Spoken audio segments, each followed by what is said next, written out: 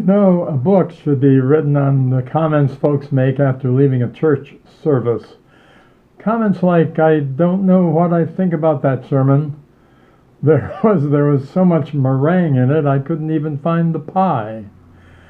Or, "He must be brilliant. I didn't understand a word he said." Or perhaps, "He must be brilliant. Did you notice his teeth? He has nice teeth." Or, that sermon was so simple, even I could understand it." Well, you know, the perils of preaching are many, but it is certainly not my intention to minimize its importance. The prophets preached, Jesus preached, the disciples of Jesus preached, and all through the century, preaching has had a very central place in a service of worship. But there is another means of communicating our faith that no one escapes, neither you nor I. It is the way you live, way I live. It communicates our faith no matter what it is. Often the way we walk, the things we choose to do in this life, are more important than the way we talk. I think we are especially aware of this in an election year, as we weigh the candidates in contrast with each other, noticing how they walk and not just how they talk. You may never choose to stand in a pulpit to preach, but you and I communicate our faith just as sure as we live and breathe by the way we live and the way we give from the things that God has given to us. Years ago, there was a radio program, perhaps somebody remembers years ago, it was called Money Talk, by an investment advisor named Bob Brinker. He retired after some 32 years of advising his listeners. Money Talk was a call-in radio show where you could ask anything you wanted about money, how to earn it, how to budget it, how to spend it, how to invest it, and even how to protect it from undue taxation. Today, instead of money talk, which implies talking about money, I'd like to think with you about how money talks. Yes, today's message is my annual financial stewardship message as our pledging church members and friends consider what their financial gifts to the work and mission of Woodmont United Church of Christ will be for the coming year of 2021. A letter from Bettina Teal, who is this year's stewardship coordinator, has been mailed to you early this past week. Perhaps you've all received it, along with a section to fill out with what your plans are to give to the church through a pledge in 2021. When all pledges have been returned, our financial people can go to work shaping a proposed budget for the year of 2021. But now back to today's sermon title, which is, Does Money Talk? Yes, it does. What we do with both money and possessions says a whole lot about what is important and what is valued by us. Most have heard the story or know the story of the Gospel of Mark, chapter 12. Jesus watched a poor widow contributing 2 small copper coins at the temple treasury. Jesus pointed out that her coins said so much about what was in her heart. Her gift sent a spiritual message. Just 2 copper coins. Yes, money talks, and it says a lot about what is in our hearts. The teachings of Jesus are filled with wisdom about money and possessions. Money talks and tells a lot about what's going on in our minds and in our hearts. Years ago, I spent the better part of a week at a retreat center of Church of the Savior in Maryland, a church founded by World War II chaplain Gordon Cosby.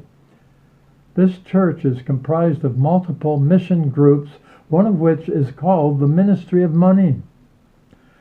Wholeheartedly endorsed by the rest of the church, this group delves into the meanings of our money and our possessions, noting how important they are in reflecting the spiritual health of people, the spiritual health of society, and the spiritual health of a faithful church. When their money talks, they want it to say the right things. Church of the Savior is known for its incredible ministries and mission projects of social justice over the past 70-plus years of its work and presence in Washington, D.C. For decades now, the deliberations of this mission group about the significance of their money and their possessions has inspired some of the most remarkable mission projects I've ever seen arising from a numerically small congregation. When I retreated there years ago to learn more about the Church of the Savior, it was restoring an abandoned high-rise apartment house named Jubilee Housing. It became an affordable, safe apartment house for hundreds of economically stressed families in Washington, D.C., including a full operating nursery school in the basement. They believed and they trusted Jesus when he said, "As you feed, clothe, visit, welcome, and bring healing to those in greatest need of these things, you do it unto me." And I dare to say, they did. You might wonder how large the congregation of Church of the Savior, in order to pull off a project like that, was. 1,000 members, you might guess? At that time, the congregation's entire membership numbered 102. 102. If you want to know how they did it and how to continue to do it today, how they do continue it today, see me sometime. But suffice it to say that the people of the Church of the Savior believe that money talks. And when it talks, they try their best, their human best, to assure that it says the right things and the faithful things to the fellowship of a Christ-inspired mission. Excuse me. While on retreat there years ago, the mission group called the Ministry of Money inspired us with a wonderful presentation. And during question and answer time, I commented, "Isn't it interesting that Jesus spent so much time talking about the sharing and giving of money and possessions for the sake of others, and yet in many of our churches asking for increased pledges to support the church's work in meeting the budget for the coming year is one of the more challenging sermons to write?" The leader's reply, which has stuck in my mind from then until now, was simply something I say every year. It's stewardship time. It's this: people are funny about money. And everybody laughed. You can laugh. When money talks, it tells a lot about what we are like and what inhabits, most of all, our hearts. When money talks, it tells a lot about our values and our priorities and our beliefs, our deep beliefs. When we decide to use our money, it talks. Our choices of how to use it send messages about what we believe and value the most. When I give a gift of money to a cause, it says loudly and clearly that I sincerely believe in that cause. When money talks, it speaks of the level of concern we have for ourselves, our families, the lives of others, and a vision of mission around the world through our church. God has given us so many things, including money, so that we have many things to give to others. Money is not something we merely carry around in our pockets.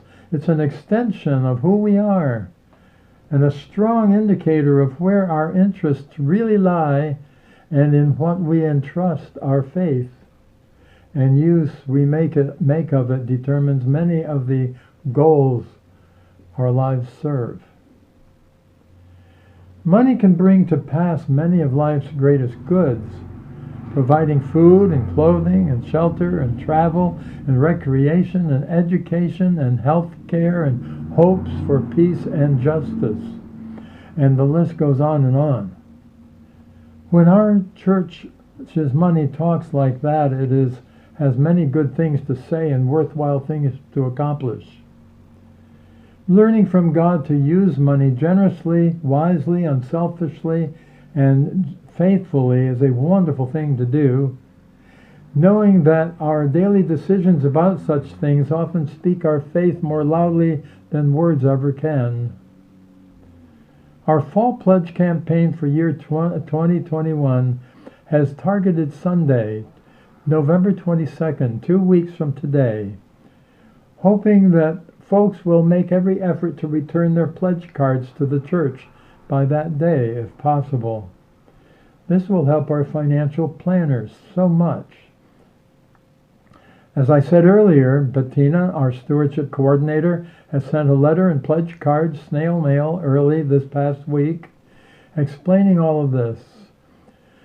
Pledges for 2021 may be mailed to the church at 1000 New Haven Avenue in Milford, Connecticut, 06460, or at 1 p.m. on Sunday, the 22nd, you may wish to drive in our parking lot, where I will be offering a blessing of the pledges as you contribute them.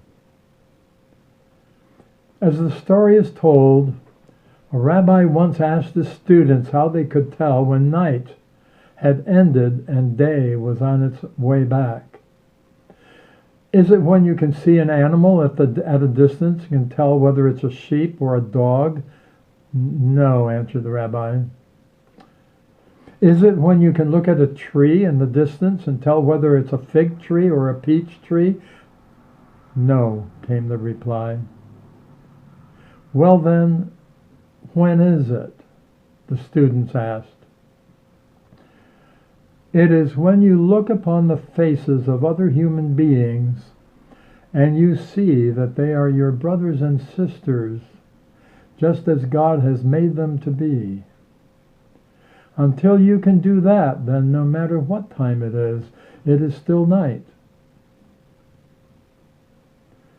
The reason why Pat, my wife, and I choose our church as a major recipient of our charitable giving each year is that we deeply believe that building and carrying out effective ministry and support to our human brothers and sisters wherever we find them is exactly the vision and mission God has given to the church. It is so exciting to envision it, so exciting to plan for it, so exciting to see it happen. When our money talks, it will be the bearer of God's message of love to all who gather to be the church, and of the arm of God's outreach and blessing to the world as well. Words from Timothy, 1 Timothy chapter 6, are well worth remembering as we decide our pledges for 2021. They urge us, saying, remembering God, who richly provides us with everything, do good, be rich in good works, generous, and ready to share.